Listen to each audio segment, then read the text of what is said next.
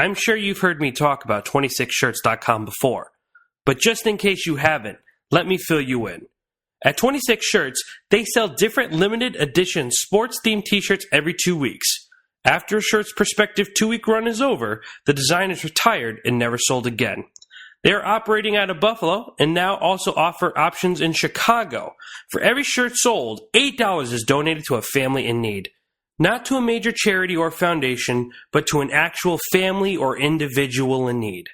To show our support here at Chasing Cinema, when you buy a shirt, we will automatically put you into a drawing to win the next shirt free. That's right. You buy a shirt, $8 goes to help a family or individual in need, and you get a shot to win the next shirt absolutely free from Chasing Cinema. So go to www.26shirts.com and buy a unique Buffalo Sports Design t-shirt, help a great cause, and also get entered to win the next shirt absolutely free. Again, that's 26shirts.com, because you have the ability to help a complete stranger just because it's the right thing to do. www.26shirts.com. Help someone now.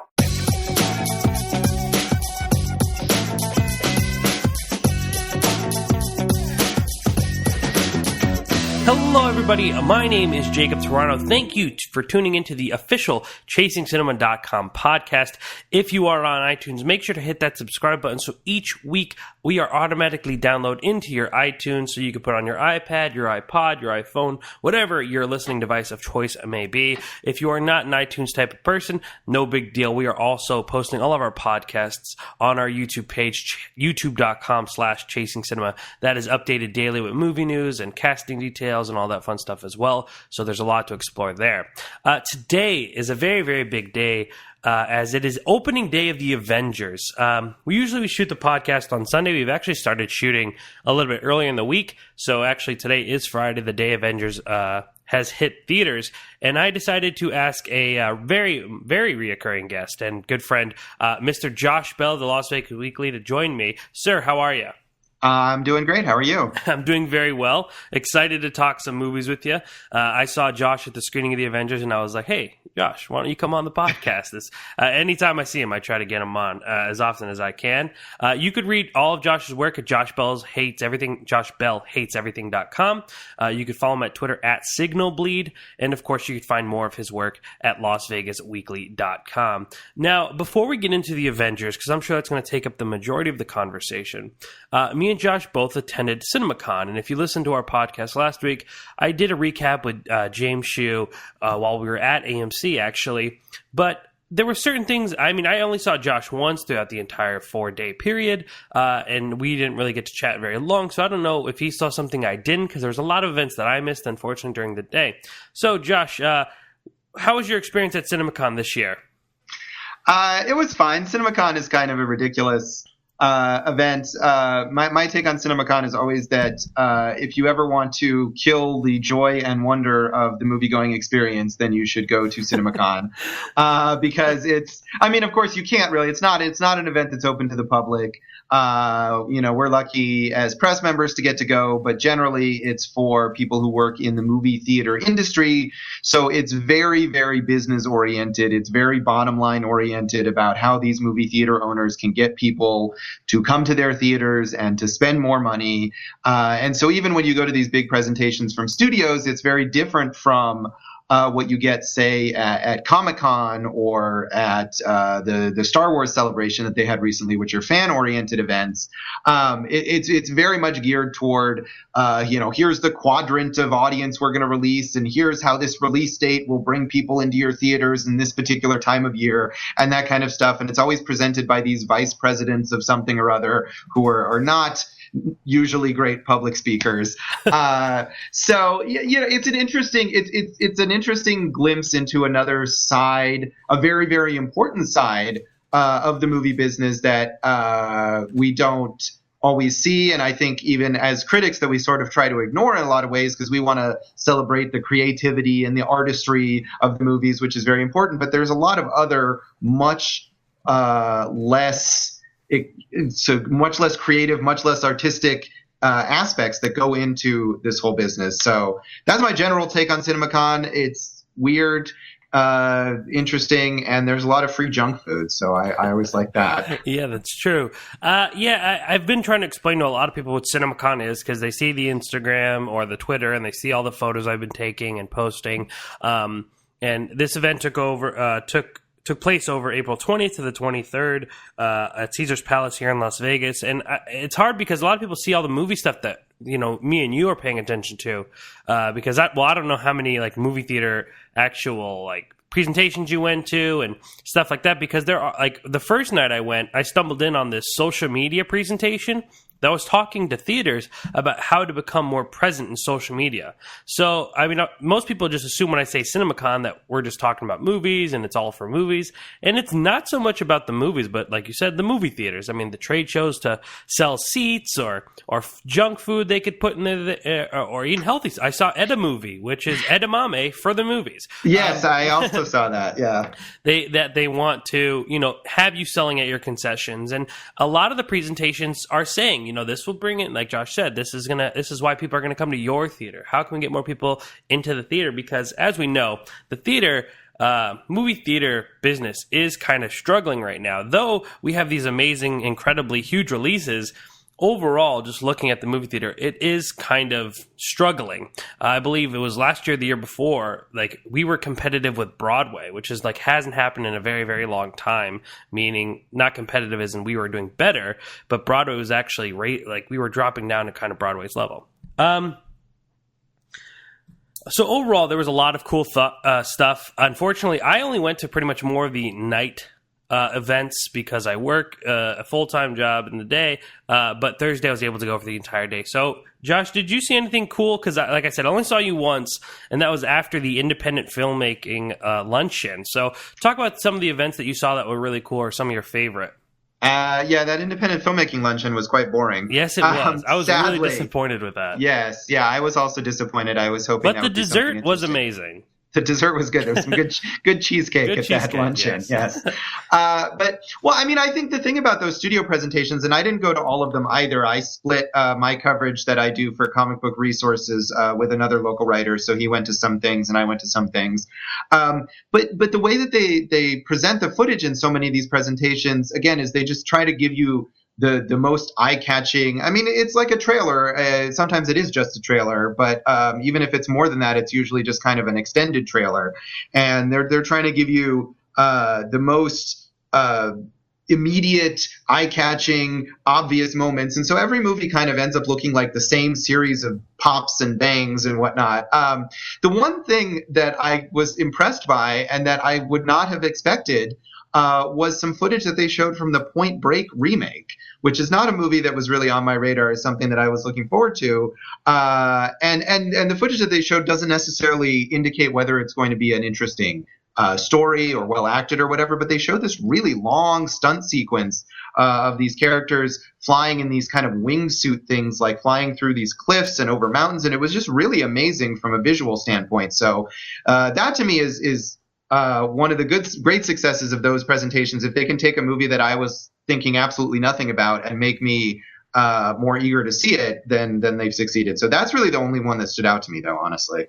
Yeah. Did you see that in the presentation, or did you go to the actual Point Break reception thing? No, I saw that in the presentation. So I think you were there at the reception and got to talk to some of the people, but I was not. Okay. So yeah, and I have to agree with you though. So me and Josh saw two basically different things because I got to the Point Break presentation early to make sure I had a good seat. It basically took place in Omnia nightclub. I'm assuming the presentation Josh is talking about took place in the Coliseum. So it's different parts of the Caesar's Palace. And while we were waiting, they were doing the presentation in the Coliseum. So I was waiting, so I missed the presentation at the Coliseum. But the cast, two major members of the cast, Luke Bracey and Teresa Palmer, along with director Erickson Core, and a few other stunt guys came and spoke with some members of the press, which is really cool because I, like Josh, who didn't get to see the presentation, I didn't even know they were making a Point Break remake at one point until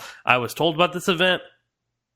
And so I was kind of really unsure as well. But the footage I saw and what they focused on was the extreme sports of the whole entire movie. That this movie is more about, the extreme sporting lives that these characters go on. It's not just surfing. Like Josh said, there's a major part with wingsuits and base jumping, or I believe that's what it's called. And they're flying through these narrow caves, and they were just kind of really focusing on the fact that all of it was trying to be as real as possible. They did have stunt guys doing these this and snowboarding and what else? They did a bunch of stuff, and they had a few professional base jumpers there talking about and showing some of the footage. So that was pretty cool. But mostly the whole conversation was talking about the athletics. But I would say, as Josh said about the footage, is that it wasn't so much of like, okay, this is Point Break, but more of like, well, look what we did this stunt. Look what we did in this stunt. Look what we did here. So that kind of did interest me, though. I don't know about Josh. Josh, do you care about the original Point Break very much? I haven't seen it in a really long time. It's one of these movies that I remember seeing it, and at the time it was kind of thought of as this dumb, silly action movie, and I think I probably saw it that same way when I was, I don't know, maybe in high school or college or something.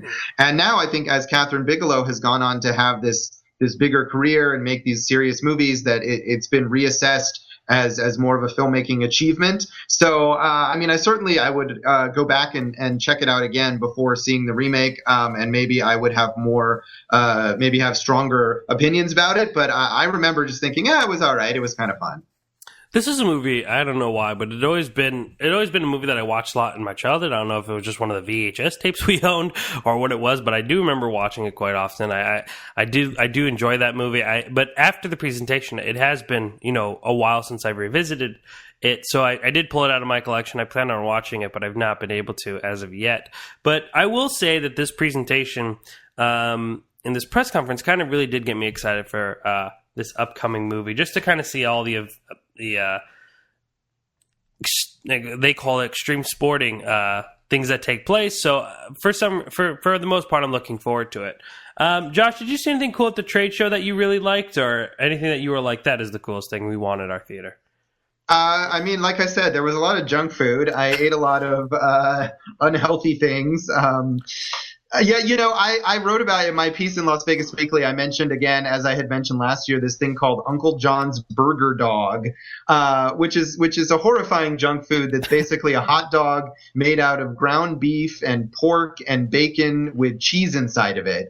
The thing about it, though, that I like is not necessarily that it's so tasty. I mean, it was fine for that kind of thing.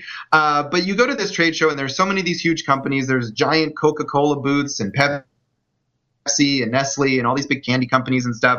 And this burger dog thing was invented by this independent filmmaker from Minnesota who made this small, low budget B movie called The Giant Spider. And in this movie, he had a scene at a drive-in or something like that where the characters eat Uncle John's burger dog. And it was just some silly thing that he made up in the movie. It was not a real thing. And then he and some business partners decided that they would turn this into a real thing. And I saw them at CinemaCon last year, and they had kind of come in at the last minute, and they were sort of these scrappy underdogs, and I thought that was really cool. And then they were back this year, and since then, in the year intervening, they had gotten their product into a bunch of theaters, and they were also in a bunch of baseball parks, minor league baseball parks. So I just like that it was a genuine sort of personal, small business, creative endeavor, and not just this big corporation taking, two snack foods and combining them together like the Cheetos popcorn that I also saw at another booth, which I'm sure is tasty, but it doesn't have the same, root for the underdog kind of feel to it. Did you see the Oreo churro? I ate an Oreo churro and I thought it was awful. Oh, I thought it was all right. Yeah, you liked it? All right. Well. But yeah, so that was a big thing that was going there. And like I said, though, but I thought the coolest thing was the edamame. I thought that was really clever. I was like, that actually kind of works. I could see that happening. But the problem with the edamame, though, was that it's a little you have to have the pouch of edamame, and then you have to have the little bucket to dispose of the pods or whatever. Yep. It seemed like a nightmare for poor theater workers who are going to have to clean up strewn pods all over the movie theater. I wasn't thinking about them. You're right, Josh. Why was my mind on the movie theater people that are going to be cleaning that up? Well, I mean, if that's what the people that's who's at the trade show is the people who run the movie theaters. It's true. All right. So, yeah, CinemaCon was really, really fun. Was there a specific... So, did you see the major studio presentations? How many did you see? I went to 3 of them. I saw Warner Brothers and Universal and something else. Did you see Sony's? And Sony, yes. Yeah. Sorry, they all run together. Yes, I saw those 3. And like I said, there was another writer working with me who went to the other 3. Was there any news that you heard, like the big announcements? Because I unfortunately missed Warner Brothers, as we just said, going to the Point Break thing. So out of Universal and Sony, which I also attended, was there any news that you found really exciting, like the Furious? No. No, I mean they were relatively light on big news. Yeah, they were. They both had like one announcement at the end of the event. Right. I memean, Sony's big announcement was the Spider-Man animated movie, which I think is a ridiculous, desperate move. And even though I like Phil Lord and Chris Miller, who are going to be behind it, who made Cloudy with a Chance of Meatballs and the Lego Movie, but just the fact that they're sort of clinging on to, we have to make our own Spider-Man movie, even though we're allowing Marvel to take over the character in this other way, I just thought it was kind of pathetic. And I don't know. They announced the 50 Shades of Grey sequels, which I don't care about, and Vin Diesel announced Furious 8. Yeah, exactly. Furious 8, which I also don't care about. But I did appreciate the one thing that was great about Vin Diesel is that you go to these presentations and they trot out all these celebrities all the time. And 99% of the time, these celebrities look like they just want to go home. They do not want to be there. And they kind of mumble out some, brief, hey, check out some footage from my new movie, bye. And Vin Diesel comes out and he's like, I'm going to speak from the heart. And he's so enthusiastic about theaters and theater owners. And then he starts talking about Paul Walker, and because they just showed some footage from the previous movie and how he still gets emotional. And the guy starts crying. He starts legitimately crying in this presentation to theater owners. And I was just like, you know what? I don't like your movies, but you are a legitimate human being, and I appreciate that. Yeah, yep. I mean, I have to agree. It's, and I was surprised because Josh isn't exaggerating. Like, I mean, I know you guys are imagining it where an actor will come on stage or a director and they'll come and talk for 10 minutes. Nope. I mean, they're there for maybe 30 seconds and they say, this is my movie. It's coming out this when. It needs to be seen on a big screen. They all say that. It needs to be seen on a big screen in your theater. And then they go. Like, they're literally there for 30 seconds. But Vin Diesel was out there for like 5 minutes and he was talking about, and he did get very, very emotional. And I think I heard a lot of sniffles and grabbing tissues from my section of where I was sitting. So it was pretty interesting to kind of see that in real life, because I've never seen Vin Diesel before, and seeing him and then coming out and talking about Paul Walker, and you could tell the emotional tone of the theater was kind of going a little bit like really sad. And but I learned a lot about Furious 7 that I did not know. Like, I didn't know it had gotten that big. I mean, I knew the amount of money it made, but I didn't know it was technically Universal's biggest picture. I found that really interesting. Yeah, well, I mean, the thing about movies making more and more money is it's really not a very accurate representation to compare it over time because of the way the ticket prices rise. Yep. I mean, it may be Universal's biggest grosser in terms of the money that it's made, but I guarantee you it's not close to the movie that sold the most tickets, for example. So I don't know. I always take those with a bit of skepticism. Salt, yeah, but I mean, at the same time, it is incredibly successful. It certainly is. If you want to compare it within just, this year or the last couple years, it's definitely one of the highest grossing movies compared to movies that had the same ticket prices. It still has done incredibly well. And the last question, and then we'll move on to talk about the Avengers. In those presentations, did you see a trailer for... Because luckily, it seems like we got to preview some of the trailers for movies that weren't released yet, or extended trailers that weren't released yet, but they're starting to come out now. Such as, I think The Visit.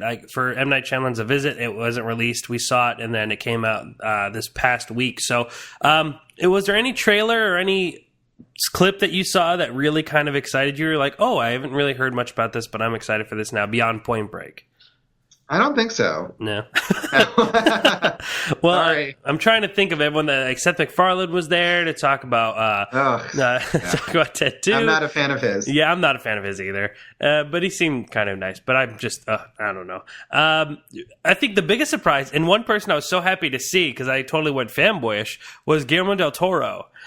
He was walking into the Coliseum behind Chris Pratt. And it was so funny because Chris Pratt had like 7 bodyguards on him, and all these people were kind of chasing after him, and had this huge crowd. And then maybe like 5-6 steps behind him, you just saw Guillermo del Toro walking behind him, and this one guy off to the side of him. And I was just like, oh, everyone's like, it's Chris Pratt. I'm like, oh my God, del Toro. So I ran over there and met him, and he showed a preview of his next film, Crimson Peak, which looks, it does look good. Yeah, it looks interesting. But I mean, I wasn't crazy about Pacific Rim as much as everyone else is, but I do love his more stranger type of work. I'm trying to think of anything that I saw really cool. I'm not excited for Pixels. Xmas looked kind of just weird, and I don't understand. I don't get it. It looks like the Christmas hangover. Yeah, it does. But I guess that's going to wrap it up. Me and Josh took everything with a grain of salt. You know, we can only see so much and be like, all right, I thought Everest looked good. I will say I thought Everest looked good. Yeah, maybe. And this is why this man's website is joshbellhateseverything.com. All right, sir. So me and Josh have actually done quite a few podcasts together. I'm very proud of that. I used to read Josh Bell, and then I got to meet Josh Bell, and now me and Josh talk all the time, and I have him on my podcast. So, but me and you have spoken many times about the comic book movie and how, it has gotten to a point where it's just overwhelming with how much comic book stuff is being, I don't want to say it in necessarily a negative way, but kind of just shoved down our throats. It's true. There's so much comic stuff. I don't know if you know this, Josh, but on my YouTube page, I started doing movie news updates. And I do 5 videos a day, and I would say 4 out of 5 are usually comic book movies that aren't coming out for about another year to 2 years to 3 years, even 5 years, talking about Green Lantern. So it's just so crazy, and I feel like that's all I ever get to talk about, where I feel like I can't even separate comic book movies from the movie news world anymore because that's all people talk about. So even with this feeling, which I'm sure hasn't changed, has that changed for you, Josh? No, I think it just gets worse. I mean, as you say, there's just so much of it. I mean, at first it was just the Marvel movies. Now we have all these DC movies. And plus there's the Marvel characters that have been licensed out. As we were talking about Sony with Spider-Man, and you got all these X-Men related movies and the Fantastic Four. And then, just I don't know, what was it, a week or two ago, there was this announcement about the Valiant comic book universe, which if you're not a big comic book fan, no one even knows what that is. But of course, they got some huge investment from some Chinese company so that they could make it into its own cinematic universe too. So, it's ridiculous. And I like comic books. I really do. I've read comic books since I was 12 years old or something like that. And I just feel like this is... it's not even about comic books per se, because comic books are a medium in which you can tell any number of different kinds of stories. What it really is about superheroes. It's about these big, bombastic superhero universes. It's about licensing. Yes, that's true. That is absolutely true. But real quick, I don't know if we've talked. Who's your favorite superhero? My favorite superhero is not seeing this movie, man. I don't know. See, I feel like even as a comic book fan, I always would follow the creators. I mean, just like with movies, I'm excited if a director who I like or a writer who I like is working on a new movie. So in comics, I would be excited if a certain writer or a certain artist was working on a comic book, regardless of who the character was. So I don't know. I know that's sort of a cop-out answer. No. What about creator then? Were you an Alan Moore fan? Frank Miller? I mean... I never was that into Frank Miller. I do like Alan Moore, although Alan Moore has kind of gone off the deep end, I think, with the stuff. If you think that I hate comic book movies, oh my God. But I still do like Alan Moore, and he does do some cool stuff.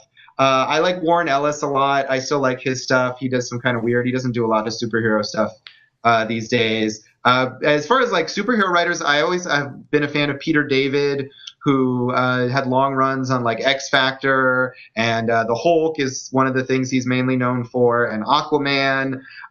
These days he's writing Spider-Man 2099, the Spider-Man from the future, which I enjoy. So you're still reading though? I still read. I mean, I read mostly non superhero comics, not the big Marvel, DC superheroes. But yeah, some stuff. Again, if it's a writer like Peter David, who I've followed since I was a teenager, and he's doing a new superhero book, then I'll probably read that. But I'm not buying. You can buy 50 Marvel superhero comics and 50 DC superhero comics a month, and that's just it's as bad as the movies. It's not something that I get into. I think it's I personally have to admit that I've not picked up. I mean, I'll occasionally reread a Batman graphic novel because I'm a huge Batman fanatic, and everyone on here probably knows that already. But I have to admit that I haven't been in a comic book store in a very long time to pick up something new or fresh. And I honestly have to kind of attribute that to all the movies and everything that I'm hearing, because I hate to say it, but like I'm tired of all that now. Where it's just like I just want some realism in my life. Give me something harsh. Give me something real. But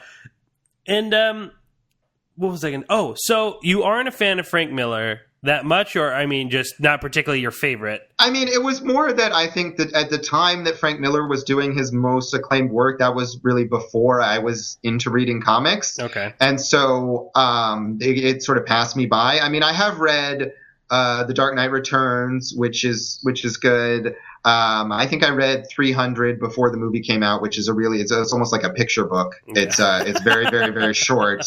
But I mean, the thing about Frank Miller is that in the last 10, 15 years, he's become this incredibly hardline right-wing guy, and all of his work reflects that. And I don't think that that's necessarily been good for him artistically. Yeah. But I've never gone back and really read a lot of the stuff he did early in his career with Daredevil and Batman. I mean, those were his Daredevil's good, yeah. Yeah, and I think the new Daredevil TV series has taken a lot of influence from the Frank Miller Daredevil comics, but it's just not something that I've ever gotten around to reading. Well, it was announced this week that Frank Miller is going to be returning to the Dark Knight trilogy. Well, now a trilogy. There's 2 books in there, 2 graphic novels in that series. It's The Dark Knight Returns and The Dark Knight Strikes Again. But he will be writing, just so happens around the same time of releasing of the Batman v Superman movie, The Dark Knight, The Master Race. So I've spoken many times about The Dark Knight Returns as probably one of my favorite graphic novels, my favorite graphic novel, one of the greatest graphic novels, in my opinion. Very solid book and really means a lot for comic book fans, but they are making a third, so I'm kind of both excited and nervous for that because I haven't read much Frank Miller as of late, like his newer stuff, so I'm not sure how this one's going to turn out, but let's backtrack real quick. Yeah, just like you said, Daredevil has been getting a lot of kind of appraisal for its praise for its dark and grittiness. That is somewhat related to the Frank Miller type Daredevil stuff. Have you watched Daredevil yet?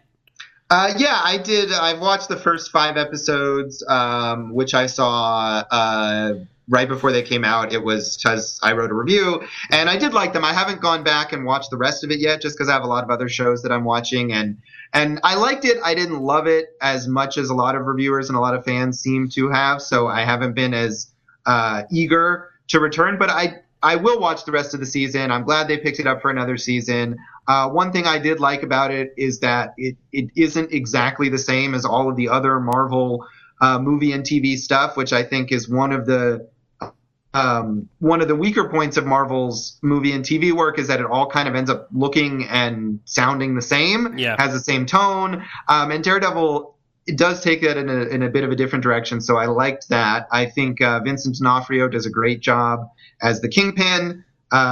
So yeah, I mean, as far as if we're going to get a million comic book movies and shows, at least it's something that's done different, well. Yeah. I agree. We're reviewing Daredevil. I'm in the process of reviewing Daredevil. I've not seen as many episodes I'd like to have, so we'll have to talk about that later when you get through the season and I get through the season. But all right, so Avengers: Age of Ultron is becoming near the end of Phase 2 of Marvel's journey. I believe it's concluding with Ant-Man to be official. But Avengers 1 came out in 2012. Probably one of the most anticipated releases of all time. I mean, we were at the theater doing a midnight premiere for that. And I mean, there was the news were there and people were dressed up, and it was a little bit different this year because now they're starting screenings as early as like 6, 7 o'clock. And last year, I don't think they started that early. So, I mean, it's kind of weeded itself out to the point where everyone's seen it around 10 o'clock, safe to say, except for people that are going at midnight. But it's really interesting to kind of see how big that movie was and that feeling, that pump up. How did you feel about the first Avengers film? I liked it. I mean, we just complained about comic book movies, but I feel like, well, I mean, if they're well-made movies and they're entertaining movies, then it's okay. I mean, on an individual basis, I wish there weren't so many of them, but when one particular one comes out and I enjoy watching it, then that's great. And I thought the first Avengers did a really good job. Joss Whedon, as the writer-director, had a really tough job to do in that you've got all these characters and they've all got their own plots building in the previous movies. Some of them have their own movies and some of them made appearances in other movies, but all of them have all this stuff that they're bringing with them. And you have to serve all of those characters. Plus you have to tell a story with the team members. Plus you have to have a bunch of action sequences. And plus you have to set up a bunch of stuff for later movies, which is what Marvel is all about all the time, is setting up more stuff for more movies later on. And so dealing with all of that, I thought Joss Whedon did a pretty good job, especially with the character development, especially with some of the sort of lower tier characters in that first movie. Black Widow had a lot of really interesting material to work with. The dialogue, the Joss Whedon dialogue is always entertaining. The quips and the banter he's very good at. The plot of the first Avengers movie was kind of not that exciting. The villains, the alien villains, were a little generic, and the action was fine, but it wasn't anything special. But overall, I thought it was entertaining, and I kind of felt the same way about the new one. Well, we'll get into the new one more detail in a little bit, but preview. It's a preview. Yes. The first Avengers, I agree. A solid movie. I honestly, personally don't feel like it's my favorite of the Marvel universe thus far. I don't know about you, so this might cause a really big disagreement, but I'm a huge fan of Iron Man 3. Did you like Iron Man 3? Yeah, I mean, I thought it was fine. Well, huge fan and fine's two different things, I guess. But I love that movie, and I don't know why, but it's always the one that I always go back to and talk about.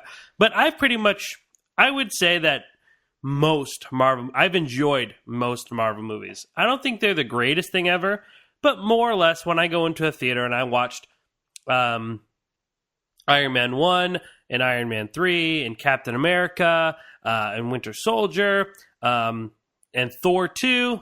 So if you haven't noticed, I'm leaving out Iron Man 2 and Thor 1. I've pretty much enjoyed myself. I've had good times. I think they're solid movies. Some I've liked more than others, but the Avengers was just spectacular, just to kind of see everything come to fruition and finally all come together and share the big screen. So I enjoyed myself. I thought it was fun. I think Josh kind of hit it right on the head, where I know filmmakers, well, I don't know filmmakers, but I've seen films that can't balance 2 or 3 characters, or even one. Like, they just don't know how to handle a character where, and these filmmakers, Joss Whedon is balancing out so many characters, giving them enough screen time, really kind of giving everyone their moment to shine, also bringing them together and having their moment together. And we kind of see these characters, because Avengers is really about them becoming the Avengers more than it is, about them being together, where in this film they're already together and we're an established group. But I really enjoyed that film. I think there was just a lot of excitement going into it, and there was just so much anticipation, and I enjoyed it. I really did, and it was a great movie. It's the third highest grossing film of all time, right under Avatar and Titanic. So that's, it was a pretty big movie in the world of just movies. It was huge, but it was quick to bring. 3 years later, we have this movie, and we've been going through Marvel ever since. But I would say that Avengers is a solid film, probably in the top 3 of my favorite Marvel movies thus far. But now Avengers Age of Ultron, since Josh already kind of alluded to how he feels. Josh, how did you feel about Avengers Age of Ultron? Yeah, I liked it. I mean, I felt probably about the same as I did about the first one. I think it had a lot of the same strengths in the character development area. In this one, we get a lot more into Hawkeye, who didn't have as much going on in the first one because he ends up being mind controlled for like half of that movie or more. So I liked that, but not only him. I mean, you get these moments for the Hulk and again for Black Widow, and they have a kind of romantic connection, which I didn't feel like it worked entirely, but it was interesting. And even for Captain America and for Iron Man, who both have kind of gone through these traumas that they dealt with in their previous solo movies, and Whedon is able to make those relevant without having to kind of let them bog it down or have the people who haven't seen those movies wonder what is happening or what are they talking about. So I thought that was good. I thought the quips and the banter were really entertaining. There's a scene that I was in trailers where they're all sitting around kind of trying to pick up Thor's hammer. That's very funny, and it really does a lot to demonstrate who each character is in the way that they react to things. Again, the action was kind of whatever. This movie is a little more cluttered with characters, I think, because not only do you have all the Avengers, but you have all these supporting characters, and you have more things that need to be acknowledged and set up. And so that got to be a little much. There's one particular scene involving Thor, and I don't know if we shouldn't say too much. You probably know what I'm talking about, but where I was thinking I have no idea what this scene is about or what the point of it is.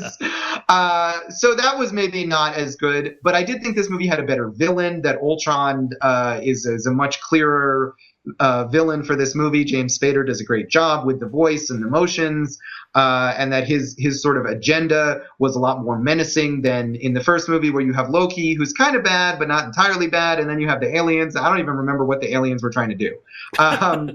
So yeah, on the whole, I think it was probably about even.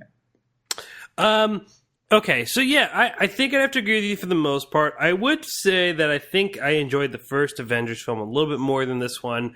Though I would have to agree with you that having James Spader's Ultron to me was probably the highlight of this movie for me. I enjoyed him so much. I mean, I've always kind of been a fan of James Spader, and I think he really brought this character alive. I thought it was so interesting and entertaining to watch. He just had such a sinister feeling. His monologues and stuff were they all really hit well with me. But like you said, there were some parts of the film that, obviously Whedon was able to accomplish through balancing characters and just being able to kind of take all of this on and still make a cohesive movie that's still enjoyable to watch. It doesn't feel all over the place, but there was some parts of the film that I found myself going, well, I don't know. And yeah, like you said, the Thor part, I know what you're talking about, that just kind of seems out there. I wasn't too crazy about the additions of the twins, as they're called in this movie. Quicksilver and Scarlet Witch. Yes.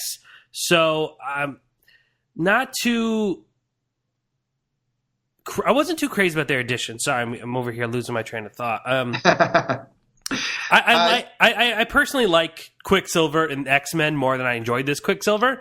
Yeah. Aaron Taylor Johnson to me wasn't anything fascinating or anything too hugely present on screen, and Scarlet Witch, who kind of plays a bigger role as far as her involvement with the Avengers and everything, she still didn't they didn't come off to me as like characters that I was excited about, or really, they just kind of felt thrown in there. Am I wrong in saying that? I mean, they did a bit. I think they did. That Whedon does more with the Scarlet Witch character, and she has a bit of more of a character arc. There's one particular scene between her and Hawkeye where you really get into her emotions.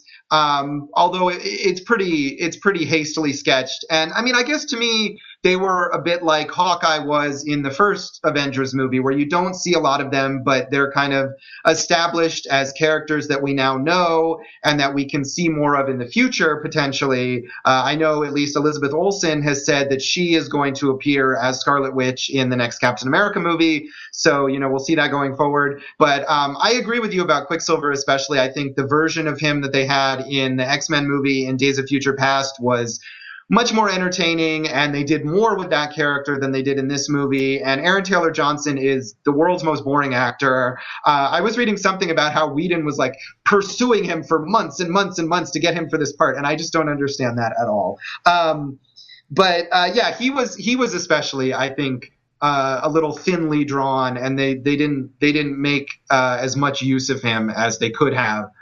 given all the effort that they put in and fought with Fox in order to get this character, in this movie, that they could use him even though he's being used in the X-Men movies, and they have to have some legal battle just to get this character who wasn't all that interesting and probably could have been replaced by any number of other Avengers characters that they could have introduced if they just wanted to have a new character in this movie. Yeah, and like you said, all that investment, all that time and energy to have these characters that I was so about, I'm pretty shocked by that.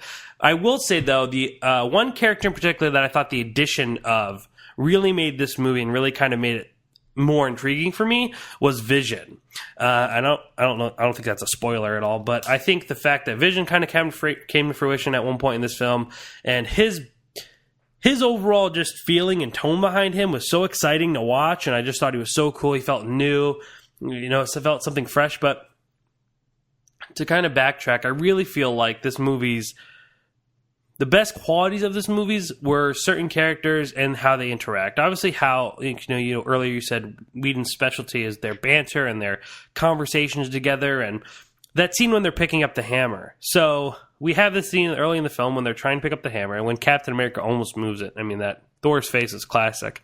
But it's when Vision picks it up and he's just handing it over to Thor that it just is like, oh man, this guy's awesome. It really kind of excited me, but I didn't feel the excitement and maybe the energy that I felt with the first Avengers. I don't think there were moments that I really had the hairs on my neck stand up where I'm like, man, this is just awesome and just an awement. I think the one scene I really did probably get into the most was as Ultron and his many robots were lining up against the Avengers as they were all together just ready to take on, kind of have that showdown. But other than that, I feel like their story wasn't that solid. I felt some things they were trying to do just kind of felt not very authentic, but I just feel Avengers is a better film in pretty much every way except villains. Even though Loki is phenomenal, obviously everyone loves Loki. He's gotten a huge reception from people, but him being a reoccurring villain kind of didn't work. But Ultron being a villain was really exciting. And what did you think about Vision? Yeah, he was cool. I guess I mean I didn't really have a strong reaction to him. Okay. I thought that the creation of Vision was one of those plot elements that maybe didn't make a whole ton of sense. Mm-hmm. It was a bunch of things that kind of mashed together, and then there's a sky sort of thing. Yeah, maybe. Yeah, I'll give you that. I was like, yeah.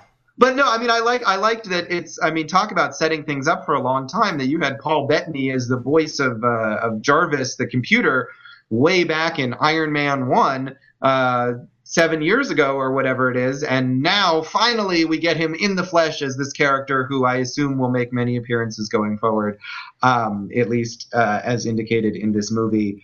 And one thing I did really appreciate about Vision is that in the movies, a lot of these comic book superhero characters, their looks are kind of toned down from the way they look in the comics, because the way they look in the comics maybe would look kind of ridiculous if you translated it directly to live action, especially like in the X-Men movies, maybe not as much in these movies, but Hawkeye and Scarlet Witch and even Quicksilver, for example, all of those characters wear much more subdued costumes in these movies than they do in the comics. And Vision looks just like he does in the comics with the weird reds and the cape. And I was like, this guy looks totally ridiculous. And they just went for it. And I kind of appreciated that. Yeah, see, I think that's what I liked. Is that maybe it was because it was so often like, oh, wow, that's just like out of the comics. I think maybe that just attracted me the most. I know you mentioned Hawkeye earlier, and I really did enjoy that part too, of kind of really realizing the human side of him. We didn't really get to explore the character beforehand. And he's always just kind of, everyone always chuckles about Hawkeye. He's the tag along, it's just, it's Hawkeye over there. And, but this movie we're kind of able to explore him, and he becomes a much more interesting character. But one thing I didn't really, I don't know really how to put it, because I felt mixed emotions about it. I think would be the best way to express it is the relationship between Black Widow, who, Natasha, and then Banner, the Hulk. I felt that sometimes the interactions they had were really authentic, and I felt it. But then other times I was like, I don't know I don't know how to feel about that. How did you feel about that between them? Because that was kind of a major side plot for the film. Yeah, I mean, it did feel a little forced at times. I agree. I mean, it seemed almost like they decided there needed to be a romance in the film, and since there's only one female character on the team at this point, and the other male characters are kind of paired up, and you get that brief moment of dialogue where Tony Stark talks about Pepper Potts and Thor talks about Jane. Whatever her name is, Natalie Portman's character, and they're not in the movie somewhere. He's like, I don't right, know. yeah, they're not in the movie, but they're clearly still their significant others, and so she can't have romances with them, and she's not going to have a romance with Hawkeye. Although I think in the comics she may have had a romance with Hawkeye. I think you're right, so, but you know. But they decided to go in that different direction with Hawkeye, with the family. So it's like, well, these are the people who are left. And I don't remember in the Edward Norton Hulk movie how much they did with his love interest, which I assume was Betty Ross, because that's the standard Hulk love interest from the comics. But I guess they're both single, and so boom, they're together. And no, I mean, it did have some nice tender moments, and I do think that that's one of the things that Whedon is best at, is those character moments. But when it first kind of showed up, it did seem a little forced. And so really quick, what part in particular are you talking about that felt forced for you? Because like I enjoyed the scenes where she would talk him down from the Hulk, but my mind always goes back to that scene when they're kind of like he got out of the shower, or he was going in the shower. Yeah. When they have the stuff where she talks him down from the Hulk, that doesn't necessarily have to be romantic even. That's just, they're friends, they have a personal connection. It could have been one of the other characters who did that even. Yeah. But yeah, the flirtatious romantic stuff, that scene, or the scene where they're at the party and she's making him a drink and they're trying to be, she's kind of trying to be flirty, and it just felt like, where did this come from? This was never set up in the previous movie or in any of her appearances. She had a huge role in the second Captain America movie, and I don't think they even mentioned this guy's name in that movie. So it did seem like it sort of came out of left field. All right, so this is the point of the conversation. Overall, let's do a recap real quick, because then me and Josh are going to talk a little bit more spoilery information. Overall, I think me and Josh, I don't want to speak for you, but I'm going to try. I think we both enjoyed it. Josh, can you choose first or second? Which one you liked more? I mean, I guess I might give a slight edge to the first because of that excitement factor that you mentioned. But I really felt like I enjoyed them at about the same level. Okay, so obviously me and Josh both thought this film was a solid addition to the Marvel Cinematic Universe. We think it's a really good film. I don't know if I would say it's I don't think it's the best Marvel movie that they've made. It's not my favorite, but it was a solid movie. It's going to make a ton of money. I'm more excited to see the numbers it produces than I am just keep like talking about this movie. And to be honest, I honestly feel that Civil War is going to really blow this movie away with content, and hopefully, and that was another thing. Side thought, I felt this movie was definitely, because the moment we start this film, we are thrown into an action sequence, and the action never stops. But it gets so repetitive, and I'm not saying the action never bored me, because it wasn't. It was exciting, and every time I saw an action sequence, it was paced well, and I was in. But this film definitely felt more form than content. And what I mean by that, if you've never heard that expression, or not expression, but those words, just meaning that it was more sizzleistic. I think that's kind of overall the issue that I kind of had with the film, other than that excitement factor. But overall, like I said, me and Josh thoroughly enjoyed that film. Yeah, I agree. I would recommend it certainly to anyone who likes these kinds of movies. And even I think there are people who maybe don't go to every single one, but they saw the first Avengers and they liked it. And I think they would enjoy this one as well. And you don't have to have seen everything in between in order to be entertained by this movie. You're right. All right, so this is going to be the point of our review, where me and Josh are going to talk about some stuff that might be considered spoilers. Some are definitely considered spoilers. So if you have not seen the movie yet, or you're in the process, whatever, you could pause not pause this, because you got to go see the movie, but come back to this podcast eventually and listen to what we have to say about kind of the spoiler stuff in this film. But otherwise, we're about to just continue this conversation. And if not, though, like I said, go see the movie first. I don't want to spoil anything for you, unless you don't care, like Louis. Louis doesn't care if we ever spoil stuff. But if you are signing off, thank you so much for tuning in. Josh, now, there's pretty much just a couple things pretty vivid things I want to talk about. But for one thing, I just have to confirm myself. The Thor scene you're talking about is when he's in this water, right? Yes, yeah. He goes and he meets with Stellan Skarsgård's scientist character, who's appeared in all the Thor movies and also had a pretty big role in the first Avengers movie. And he's trying to find out something about something. And he goes to some magic water cave that, as far as I know, we've never seen before. Yeah, no. And he has a vision. And I think it's all related to what's coming in the next Thor movie. And that's why it's got to be shoehorned in. But how and why it related to the mission of the Avengers and also just what logistically it was made no sense to me. And I just saw a thing recently with Joss Whedon talking about how Loki initially they shot some appearances for him and then they didn't fit in the movie. And I wonder if maybe some of those scenes related more closely to what was happening there. And they cut those out and they felt like they had to keep this moment with the waters because it sets up an important plot point for the next Thor movie. But within the context of this, within the context of the Avengers, it made no sense at all. And I was confused because, I mean, I'm not sure, and I could be wrong because I only remember this particular part about Thor 2. I don't remember how it kind of resolved with him, but in Thor 2, Dr. Eric Selvig is like running around naked and being arrested or thrown into like a mental house. Like, isn't he like kind of totally discredited, but he's working at a university or something in this movie? Well, wasn't that what happened to him in Avengers then? Or I can't remember either. All the movies, they all blend together, which is what they want, I guess. But I'm pretty sure it was Thor 2 when they're like, look at him, he's just running around all crazy. Yeah, he's like running around naked.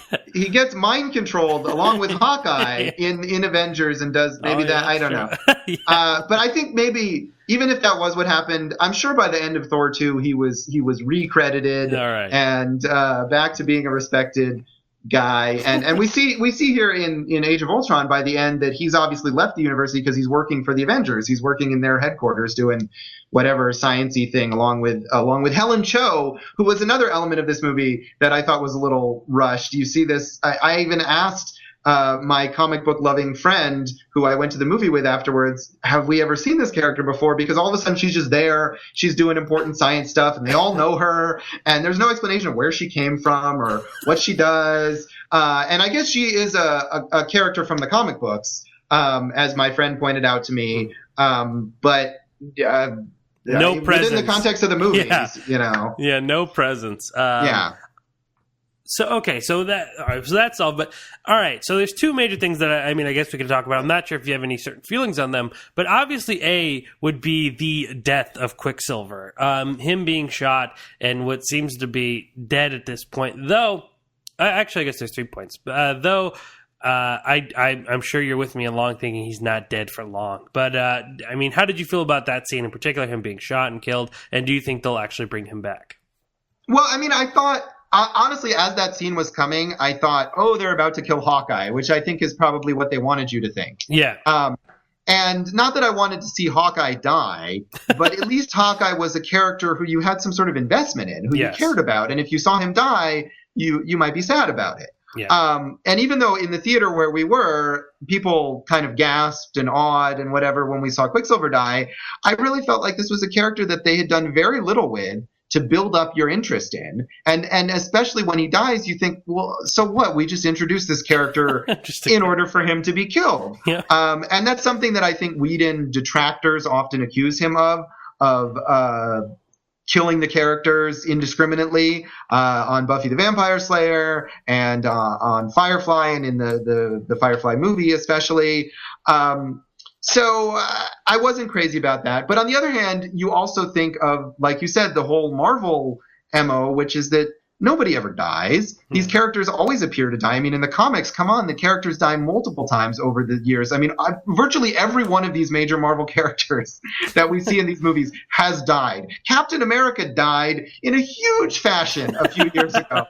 And probably has on more than one occasion died. Right now, Wolverine is totally dead in the Marvel comics. The death of Wolverine was a huge event recently. So you have to be skeptical about whether he'll come back. But on the other hand, if Whedon has anything to say about it, he recently talked in an interview about how he regrets the fact that they brought back Agent Coulson, the character who died in the first Avengers movie and is now the star of the Agents of S.H.I.E.L.D. series. So if Whedon has his say, he might have said, hey, this death should mean something, and so I'd like to see this character stay dead, and maybe they've honored it.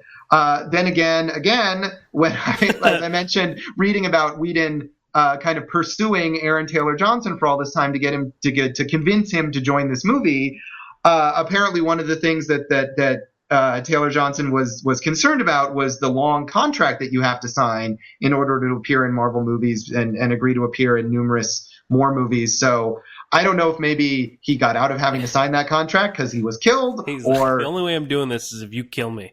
And so there's a lot of unanswered questions, and as far as I know, no one has said anything on the record about whether or not this character will return. Again, all I know is that Elizabeth Olsen did say she would be in Civil War, but obviously her character is not dead. Yeah. Well, I just feel like with the we are definitely shown for sure that he's on one of these safe boats and they're bringing him back home, and we don't really hear about him. I don't believe really kind of hear or see about him at the very end clips of the movie. But like you said, like Hawkeye is a character, because everyone I think feels the same way. And Hawkeye is obviously someone we've learned that as a family, and he's, trying to eventually just come home. And we have that investment, and then obviously that makes more sense. And as I don't want Hawkeye to die, but, obviously he's the character that you would actually have a lot more feelings for. Where Aaron Taylor Johnson dying, I was like, oh, damn, but oh well. I mean, not to be rude about his character, but I mean, I really had no investment in him as a character. He was a villain for half the movie, so... yeah, not too hard to them, but I do have a feeling he's coming back. I would be pretty shocked if they didn't bring him back. But like I said, totally, I'm sorry. I mean, he kicked ass and kick-ass, but he totally got outshined by his buddy in this movie, playing that character from X-Men. I mean, I loved that Quicksilver, and this one was just yeah. All right, point 2.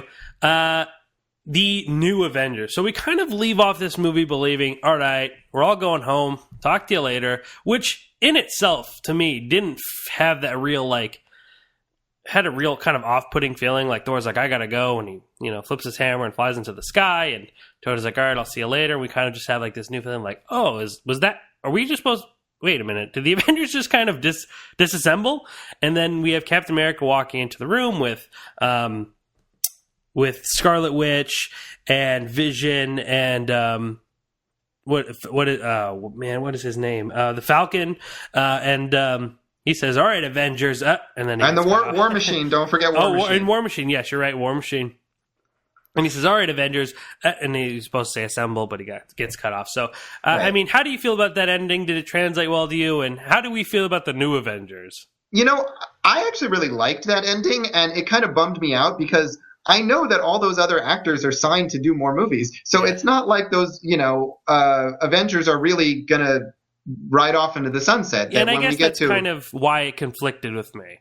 Yeah. But I mean, I like the idea. Certainly the history of Avengers comics is a history of turnover in the lineups and people coming in and out of the team. And I like the idea that they could create that it's not just this particular set of people, but it's an institution, and it shows them with this new base now, and these other characters who are also superheroes can come in and be part of the team. And I thought that was a nice moment. It made me feel like it would be cool if then there was actually another movie that involved Captain America and Black Widow leading this new team of Avengers and how that worked out.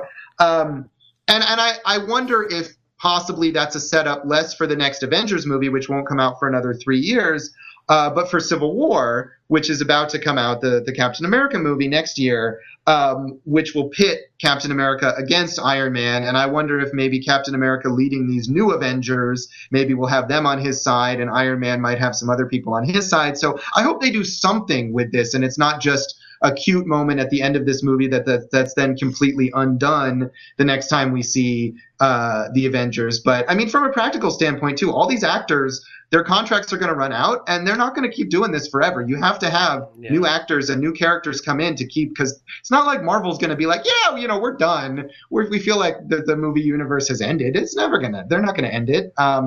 So you got to keep things going. And so I kind of like that, actually. Yeah, but I definitely get what you're saying. It does have to be changed up. I guess maybe because Ron's like, wait a minute, this isn't the end. Why are we kind of having this moment where So maybe that's what kind of just stopped me, but it was kind of this new, like, all right, we're going to start this, but obviously Civil War is going to bring people back, and Civil War is going to, but I do enjoy the fact that you could kind of see there, as far as Captain America and Iron Man, their kind of difference of opinion already like starting in this movie with how they feel about the whole Ultron thing and how they're already kind of being on separate points. So I enjoyed that part, but I wasn't too crazy at this ending. I was a little bit put off by it, but okay. And then finally, we have a post-credit scene that we're going to briefly talk about, and I'll let Josh get out of here. Well, I don't know if you even, because I know you're not too crazy on all the movie news and stuff, and there's so much, but there was the same day that the teaser trailer for Star Wars Rogue One was leaked out, there was supposedly, which we find out is not true, a leaked ending of the Avengers Age of Ultron, which had a guy cleaning windows and behind him is Spider-Man. In this actual post-credit or mid-credit sequence, we have Thanos, just kind of teasing, saying, I don't even remember exactly what he said. He says, all right, I'll handle this myself. How did you feel about this ending? Are you excited for seeing Thanos and the Avengers finally throw it down? Or did this post-credit really excite you? Or how did it make you feel? And go on. No, I think this is like the third or fourth time we've seen Thanos be like, I'm going to do something. And, he hasn't done anything yet. Yeah, so eventually I guess he will, 3 years from now, 4 movies from now or whatever it is. So no, it was fine. At least I will say this, that at least it followed directly on the plot of this movie. Those infinity gems or whatever were very important to this movie. You got the one with the Vision, you've got the other one that is in the staff or whatever. And so the idea of those gems being important is already established. And so it wasn't just something out of nowhere, I think, is what happens in some of these post-credit scenes, especially when the directors of the movie don't even have an involvement. I think, Alan Taylor, who directed the second Thor movie, had talked about how the post-credit scene there that involved the Guardians of the Galaxy or whatever, like, he didn't even know about it. So at least this follows on, and it's basically just one line. Hey, remember this guy, he's still coming. So I thought I was fine with it. I would have been fine without it, but it was innocuous. Yeah, I would have to say that sometimes their credit sequences are like their mid or post-credit sequences aren't as exciting as everyone kind of puts them out to be. I know they're a staple in the Marvel universes, but like the end of the Thor 2 one where it's just him come back and kissing Natalie Portman, I was like, that belongs in the movie. Why is this at the end of the credits? It just felt so weird. And, then, we have Howard the Duck. I'm like, what is going on? Oh, you didn't like Howard the Duck? No, I don't think I didn't like it, but it did feel just like out of nowhere. Now there's already George Lucas put it on the books. He's like, they're going to make a Howard the Duck movie. You just watch. And I don't know about everyone else, but I'd be in attendance. I love Howard the Duck from the 1980s, but I might be alone in that. I don't think there's going to be a Howard the Duck movie, but I think there's a good chance that the character might show up in the next Guardians of the Galaxy movie, might be part of their team or be hanging out with them in some place. Why not? People like it. It's funny. It's different. Yeah, I hear you. Howard the Duck. Did you like the original Howard the Duck? I've never seen the Howard the Duck movie, but as a comic book character, he's entertaining. I think that was part of the problem with the movie is that they didn't capture what made him enjoyable as a comic book character and his sort of satirical social commentary elements. I know there's actually a new, thanks to the popularity of Guardians of the Galaxy and that scene, there's a new Howard the Duck comic book series that Marvel has launched relatively recently, which I have not read, but it's they've got a few issues of that out. See if that's successful. I hope they might make a movie. Yeah. But, so all right, we're gonna have to put this down on the list. That me and Josh are gonna have to somehow figure out a place. We're gonna have to rent a theater or do something so me and him can screen Howard the Duck, and maybe we'll do like a commentary track or something because I need to show him this movie. Josh, thank you so much for taking the time out to come and talk to me today and our audience, ChasingCinema.com. About Avengers Age of Ultron. As always, you can find more of Josh's work at joshbellhateseverything.com. You could go to LasVegasWeekly.com and also search Josh Bell and all of his stories will come up. And finally, you can follow him on Twitter. He posts pretty much everything that he writes at SignalBleed. Josh, I can never thank you enough, man. You're awesome. I thank you so much for coming on. Oh, well, thank you for having me. It's always a good time. Oh, good. Anytime you want to come on, and I'll probably be asking you soon about something to come on. So maybe you'll hear Josh very soon. Ladies and gentlemen, thank you so much for tuning into this week's podcast. I am your host, Jacob Toronto, and please continue chasing cinema.